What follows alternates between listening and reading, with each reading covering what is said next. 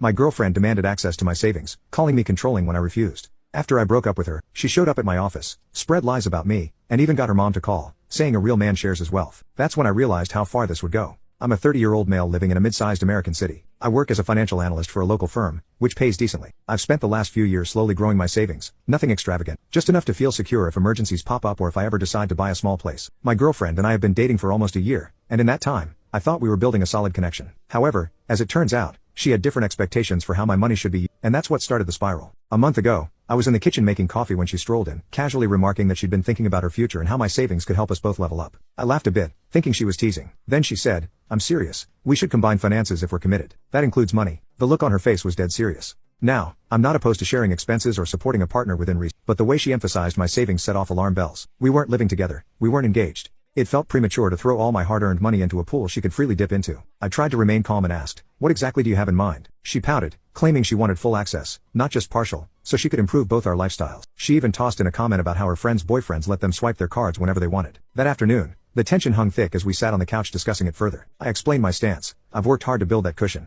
I'm not comfortable handing it over." She shot me a glare, saying, "Well, it's controlling to keep it from me. If you trust me, you shouldn't hide anything." I was floored by how quickly she spun the narrative to make me out to be some stingy dictator rather than a cautious person trying to protect my own financial security. The conversation spiraled. She started listing what she called examples of controlling behavior, like how I wanted to track my budget or how I wouldn't splurge on certain luxuries she liked. Then she went for the low blow. "What kind of man refuses to share with his woman? Are you that insecure?" My blood pressure rose. I'd never heard her speak to me like that before. I explained that trust is earned, especially with finances, and we weren't at a place in our relationship where combining money was logical. Her reaction? She called me cheap and stormed out. I honestly thought she'd cool off and maybe realize she was pushing too far too soon, but her sense of entitlement ran deeper than I imagined. Over the next few days, she upped the pressure, leaving texts about how her coworker's fiancé gave her coworker free reign on his account or how real love meant sharing everything. I started to question whether I was the crazy one for feeling uneasy, but my gut told me to stand firm. A week later, things exploded at a mutual friend's gathering. I had driven us there, and she started telling another couple how I was holding out on her with my finances. She claimed I was smothering her independence by refusing to combine resources.